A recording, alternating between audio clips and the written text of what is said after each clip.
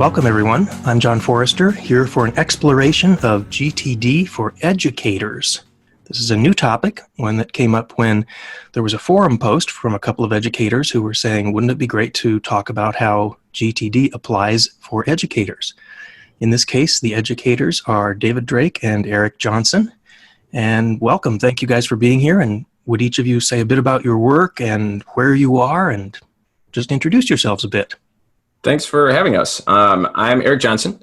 I'm a high school social studies teacher in Chicago Public Schools. I teach at a really large school. We've got about 3,000 students, 170 teachers. I teach sociology, honors sociology, and freshman seminar, which is a special class that teaches students how to survive high school and become adults. And just a bit about where I'm at professionally. This is my 5th year teaching. This is sort of the make or break point where a lot of high school teachers burn out, and GTD has saved me from that. Oh, that's good to hear. Very good. David, how about you? Very good. So glad to be here. My name is David Drake, and I'm a professor of microbiology and infectious diseases in the Iowa Institute for Oral Health Research, College of Dentistry, University of Iowa.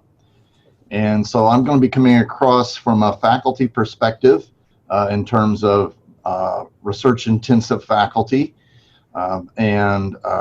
I can tell you I've practiced GTD for many, many years now. And like Eric, it has been a major contributor into maintaining my sanity. And so I am looking forward to this discussion.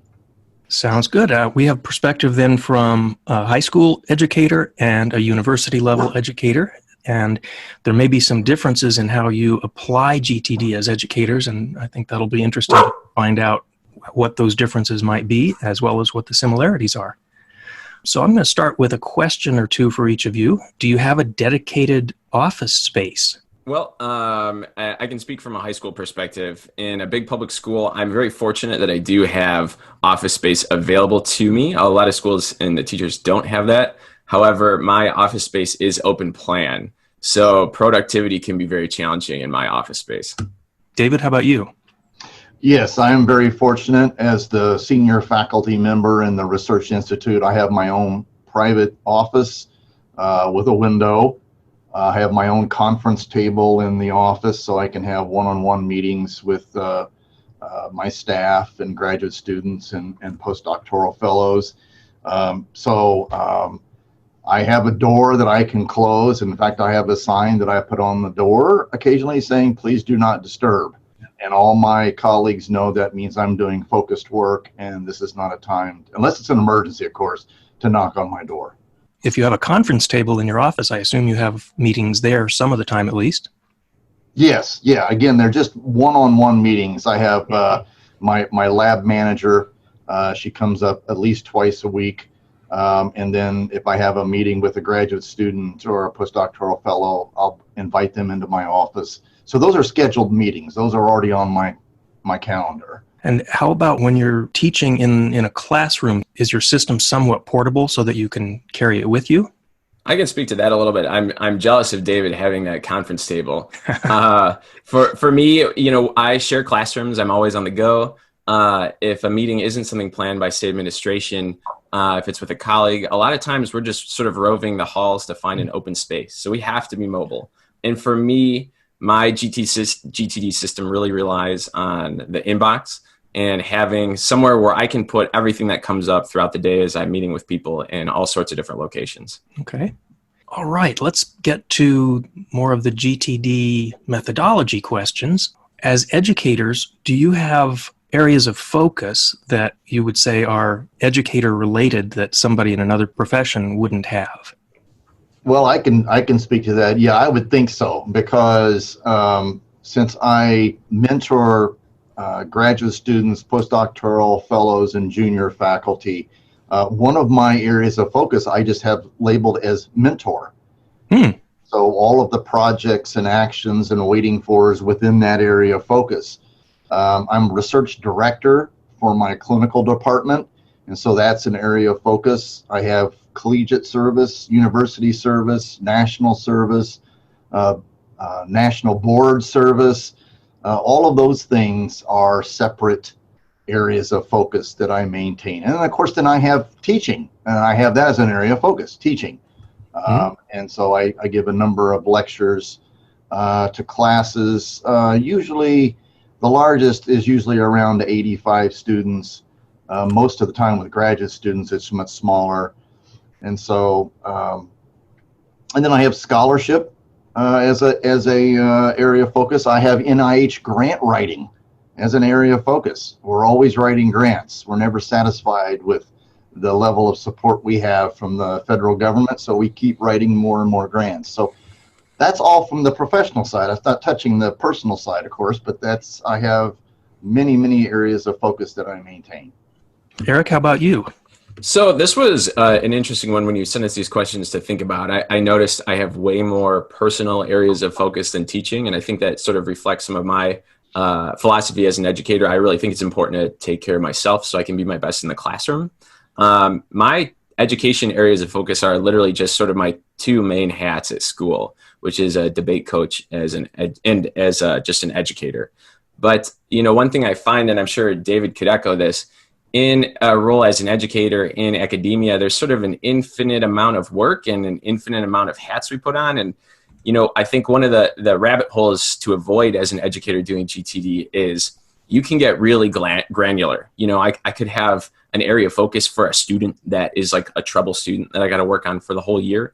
Or I could have an area of focus for maybe one specific class period. Any of these things that are sort of ongoing challenges and sort of sections of our education life. I mean, you could sort of get really deep if you wanted to. That makes sense. You could look at it from a telescopic or microscopic level. Yeah, and I agree with Eric. I have to constantly look at my areas of focus to make sure they are not too granular, but they're working pretty well right now. Okay. Well, let's drop down one level then to projects. This is a question that's come up in the forum and from students who are practicing GTD. They'll write in and say, should I make every class a project, or are there projects within classes? How granular should I be about this as a student? And I'd love to hear what you both say about that as educators. Where do you put projects, and how many sub-projects and that sort of thing do you do? This is something that I feel pretty passionate about it. When I started GTD, I spent a lot of time reading old GTD forum threads in terms of how people in similar roles attack this and how students attack this. Because I ran into a similar issue where, you could get really microscopic in terms of making projects for individual lesson plans, individual materials, things like that. And it became unwieldy. And so I had to step back. And for me, I have a project for each class section that I teach. So this year, one for sociology, one for freshman seminar. And then any other, more than two-step things that I have to tackle, of which there are many, I'll make projects out of those. But in terms of classes and things that are going on in the classes, I just restrict it to a project per class. Okay. And David, how about you? Actually, I'm exactly the same. All the courses that I teach, each course is a project. I don't get any granular than that, because you could. I mean, you could get, there's little mini sub projects within each course, of course. But for the most part, I try to avoid sub projects. But sometimes you have to have some of those. But yeah, every course is a project, and that way I can see where I am within the course and move accordingly. Would you both advise students who are practicing GTD to treat classes something like that as projects? I was actually teaching a colleague GTD, so I was in a sort of a similar situation. And, I think I stressed when I was teaching my coworker, you need to make this as nitty gritty and specific as is beneficial to you. You could turn literally every single thing that you have academically into something that's more than two steps into a project. If you're a teacher, you could make literally every lesson plan its own project. But at a certain point, you have to step back and say, is this making me mobile and agile? Am I able to complete my work better because I'm getting so specific? And I think thinking from a GTD perspective, if it's relieving your stress, absolutely do that, right? If that makes you feel better and helps you be more productive, but it's good not to get overburdened by your system. That's good advice. Very good advice. David, how about at the university level? Do you see that any differently, or how do you approach it? About the same. For all the students, like all my graduate students and postdocs that I regularly mentor, I actually have an agenda list for them. And so I maintain it that way. So I'll have an agenda list for Dr. So-and-so. And then if things come up in my mind that I want to talk to him or her about, then I will go ahead and add it to the agenda. And so I just You're already training them about GTD even without explicitly telling them. Exactly. In fact, they asked me about it, and actually, I give presentations to clinical departments and to my colleagues all the time about how to navigate with all of the inputs. And of course, GTD is the cornerstone of everything that I teach. And so, I think it's that old adage that actions are a lot louder than words. And so when they actually see me doing these things, then they realize, wow, this must work pretty well because Dr. So-and-so is doing this and he's senior. He knows everything. Har har. So yeah, that's the way I do with agenda lists. Oh, interesting. I would imagine that you also keep track of waiting for, so they get to see you writing down when they've made a commitment to get something back to you. I do. In fact, they're amazed sometimes because after my weekly review or during my weekly review, when I'm going over my waiting for list, when I see, he hasn't gotten back to me yet on that. And so I will send a reminder email and I will say, I sent you an email on such and such a date about this and I have not heard back from you. And they're always impressed. Like, how do you keep track of all this? Yeah. People often, they're kind of, I don't know, I feel like sometimes my colleagues are jealous. I don't know about yours, David, but I hate to brag. I'm one of the few teachers in my department with a clean desk, and a lot of that is thanks to GTD. And people notice you getting this stuff done, and they ask how you do it. Just a lot of times they're scared to sort of tackle creating the systems that get you in this good place.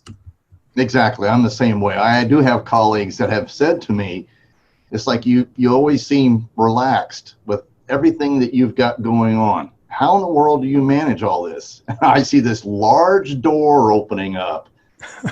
Well, let me tell you how I manage all of this. Yeah. Wow, good. Let's go into that for a moment. Both of you had some things to say about how you share about GTD with your colleagues and what they resonate with, what they push back about. Let's talk about that a bit. You know, I think people really like the idea of the consistent and sort of organized in basket. That's something I think a lot of teachers and a lot of people do naturally. Everybody's got the 1,000 Post-it notes they fill out during the day. It's just where they get stuck is processing after that. And one of the biggest challenges I had as I was teaching a colleague that asked to be taught GTD as best I could recently was people can get into the in-basket, the organizing and the processing. People struggle with the project list. They find the idea of context lists really exciting and helpful, but obviously you need to be able to have it organized as projects. And I think that's been really tough for the people I've worked with. David, how about you? What sort of pushback or resonance do you get? Well, I think, and I had mentioned to you before, so faculty are, I think, natural planners, if you pardon the pun. Faculty are taught from an early stage. You plan out your semester. You plan, or a quarter, depending on if you're on a semester or quarter system, but just stick it with semester. You plan out your semester. You have your major projects, you know the due dates or whatever, and then you backward plan. And you decide, okay, these are the weeks I'm going to do this and this and this. And that's what we're taught early on.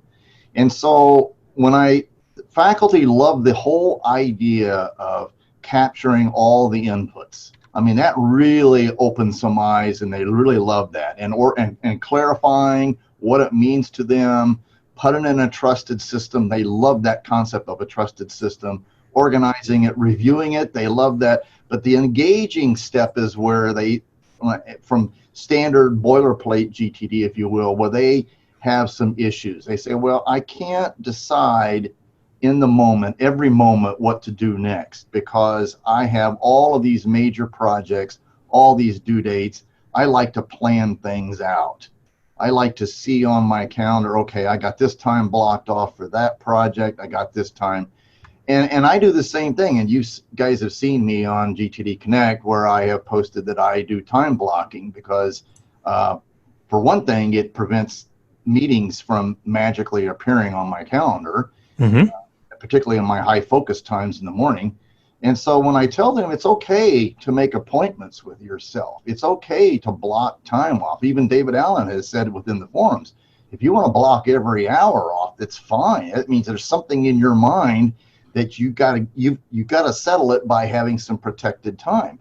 And he says that in his different books, that, you know, an aha moment, that when you look in your weekly review and you see down the line you've got a major project due, that you better block off some time on your calendar so you can have focused work on that. I can tell you for sure, David wouldn't have written those books he wrote if he didn't do some time blocking. Exactly. So once they hear that, then they're like, oh, okay, now I understand.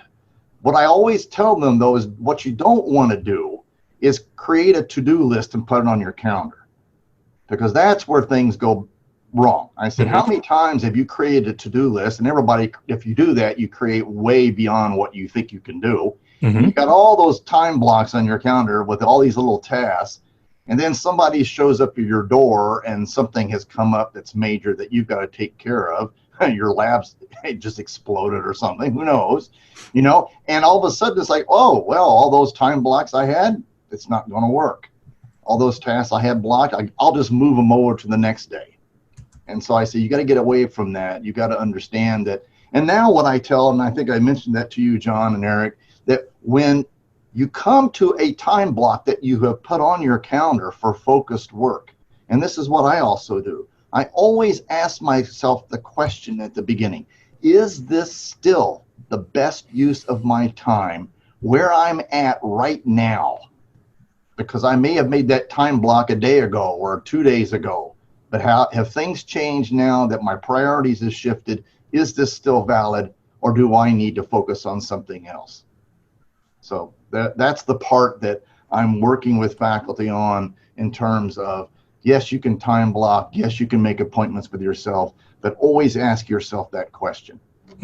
Yeah, I remember years ago using a paper planner system, and somebody was showing me theirs, and they had a Post-it on a calendar page, and they'd moved it enough times that they'd worn the adhesive off the back of that sticky note, and it just wouldn't stick anymore. And I remember saying, if you're moving it that much, you need to look at what's going on here. Are you really putting it in the right place? Should it be on your calendar at all? Yeah. Or, I mean, is it even a priority? And I think one of the biggest benefits of GTD for teaching in the high school setting, at least, is, you know, I don't know if it's really possible for many high school teachers to specifically time block our calendars. You know, generally at my school, we have maybe 1 or 2 50-minute class periods free, and we could time block those. But the day is so dynamic from day to day. You know, maybe you come to work, all our copiers are dead, which is very common. They all decide to die at once.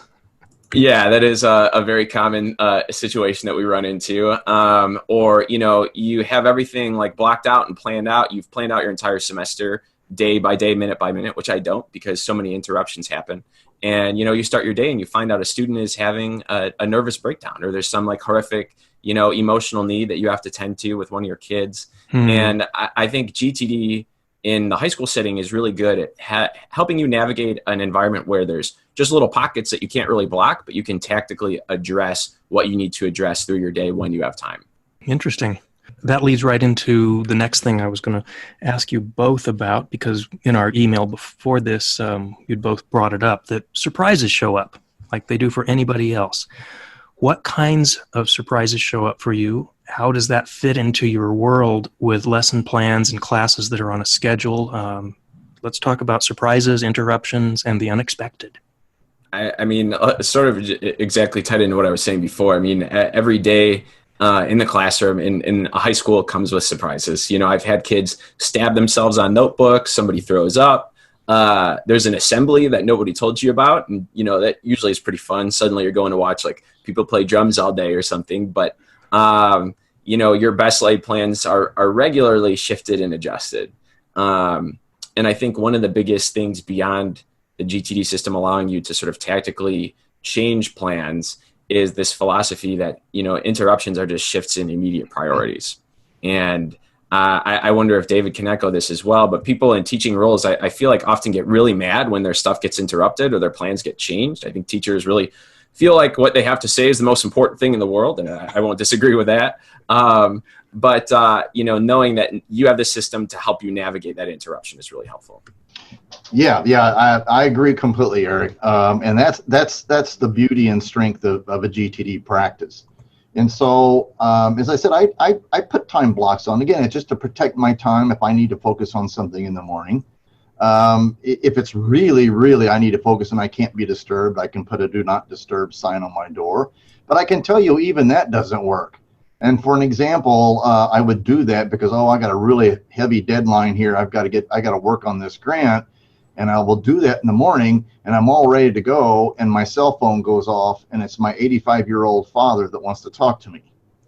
And so all of a sudden, my priority just changed, and it's like, that's fine. What I tell faculty is, like, if you want to make appointments for yourself, don't block every hour. I think that's crazy. But if you want to make some appointments, but keep in mind that things are going to change, and it's okay. What you're doing is you're just setting in an intention, and there's been a lot of research showing how important intention analysis and is. So if you're setting an intention, but things may change. So interruptions from graduate, if I don't have a sign on my door, it's freewheeling. I may go for hours with nobody coming to see me, or I may have somebody every 5-10 minutes. And do whatever. You have scheduled office hours that put some structure around that? I do. I do. If I'm teaching a large class, then I will have office hours. But working with graduate students and postdocs, no, it's if they need me, if they're working on a complex experiment and they're not sure what to do at this step, or something has come up, they'll ask me, and they'll come to me and say, well, what do you think about this? Well, I want to be available to them. That's my role as a mentor. Right. So interruptions at that level, that's fine. That's my job. That's what I do. So, but that's, again, the beauty of GTD. Whatever I'm working on, and I remember watching a little video from David Allen one time about if you're working on something and you get interrupted, I literally will take what I'm working on and putting it in my inbox. I have an inbox tray here on my desk. I'll just move it over there. And then when I'm back, I'll say, oh, that's right. Let me get this out of the inbox because I'm going to process what's happened, where am I at, whatever, and move forward. So you're using the inbox as a placeholder so that you can readily get back to where you were, and the interruption is what David Allen would call a well-managed input. Exactly. I want to be in the moment. I want to be there for whoever needs me and not have my mind sitting there looking at my project notes or whatever. I want to engage this person one-on-one 100%. And so by doing that, putting it in my inbox, it just releases that from my mind, and now I can engage with them. One of my most embarrassing pre-GTD hacks for dealing with interruptions, it's very common at the start of every class. I'm trying to get materials for the period ready, and there's 14 kids that have wandered up and have varying questions. And I used to dump it back on the students, and I used to tell them, email me. And effectively turning my email inbox into sort of a GTD inbox. But I don't know, it wasn't the most present or kind or good teacher thing to do. Kids come to you for help, you tell me, email me, and then I would help them out later. Since GTD, the line of kids shows up with a million questions, and I can take whatever they need, plug it in my inbox, and then still take care of it when I have time to take care of it. But I'm not dumping it back on them. And I'm embarrassed that was something I used to do in the past. Hey, at least you had a method there and weren't just trying to hold it in your head and say, True. Okay, I'll remember to get back to you later on that. True, which is what a lot of teachers do. I mean, they run around all day, and this is something that I did pre-GTD is, you're teaching and you're in front of a room full of ninth graders, and you're saying words, but you're not present, and you're not attending to their sort of emotional and educational needs as fully as you can be, because you're carrying, an email from administration in your head, and instead you can process that and actually really enjoy your time teaching. Yeah, and by keeping it in your head, you're also setting up a good chance of having a broken agreement when you forget about it because something else shows up, and then you don't get back to the student. The student doesn't feel as cared for. Yeah. After surprises, let's look at priorities and how you set priorities. When you start your day and when surprises show up, tell me about what you think about, what parts of your system you look at when setting priorities and reprioritizing as things show up. So if I have a time block, and let's say I was going to work on a manuscript or a grant or whatever it might be, and somebody shows up and they need to talk to me or whatever, and then, as I said, if I had project notes, as I mentioned, I would put it in my inbox and come back out. But maybe as a result of that conversation, now there's something major that needs to be taken care of. So what I will do is I will glance at, obviously, my projects list and next actions list, look over real quick, and I'll go up to the areas of focus. And I'll say, okay, where am I now with everything? Let me think through this a little bit. And then based on that quick review, then I'll make a decision. Do I now want to put this project I was working on aside for a while and go take care of this? Or will I add this problem as a project to my list, and then I'll get back to it in due course? And so that's the process I use. Just to put a little frame around that, in order for that to work for you, it means you already have a complete inventory. You've got a complete projects list. You've got your next actions lists so that you can know that by glancing at those, you really are getting a good idea of how to set your priorities. Absolutely. Absolutely. I use, as I've mentioned on GTD Connect, I use Nirvana. I'm completely digital, and so it's wonderful web access. And then I have their apps on my iPad and my iPhone, and so my iPhone is always on my hip. It never leaves me. Well, I shouldn't say never, but and so I'm very mobile in that regard. So I can always very quickly, even if I'm stopped in the hallway after the conversation's over, I can glance at everything right from my phone to get a sense of where I'm at. Well, they do make waterproof iPhone covers, so if you did want to keep it with you in the shower, you could go that far. Yeah, and then my wife would say it's time to have you evaluated. Yes, which again is one of those areas of focus that set priorities. Yeah. And by the way, she is an area of focus. I have an area of focus that I call wife. I do too. And from what you mentioned earlier, I would imagine you have one related to your father as well. I do. And my children. Mm-hmm. Yes. Smart man. Yeah. Eric, how about you and setting priorities, resetting them when you need to? Yeah. I think one of the best things GTD has done is pre-GTD, I would spend a lot of time, my sort of small slots of free time during the school day, trying to figure out what I needed to do. And often sort of remaking the same to-do list each day. Okay, I got to make copies for tomorrow. I got to make the lesson plans for tomorrow. With GTD, I sort of have my list structure such that I always am tackling the materials and prep I need to do for tomorrow first. That's one recurring to-do item that I have. I use Todoist currently. It's not super GTD in that it's not super specifically clarified. It just says prepare lesson plans for sociology, prepare lesson plans for freshman seminar. If you, I think, really wanted to be a good GTDer, each of those would specifically be clarified as to what that lesson looked like. But that changes often, and it's not necessarily the most practical. Mm-hmm. And then just knocking out the stuff you literally need done for tomorrow, or you're going to be that teacher that's running out in the middle of class trying to make copies.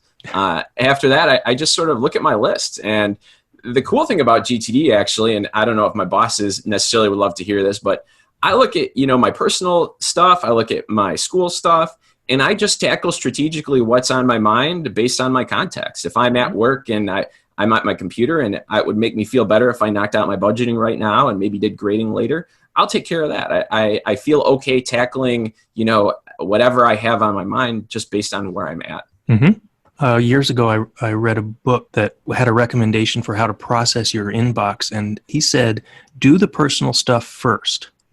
If you do the personal stuff first, you'll get it off your mind. And that's often what you might even care about or have more interest in. And I thought that was an interesting way to do it. And it sounds like you've adapted that to your system some as well. If something personal is on your mind and you can do the grading later, that works. Yeah. I mean, it's all about being able to be present, so I can sit with my students during the day and truly enjoy what is the best part of teaching. It's nice to hear that you enjoy that too.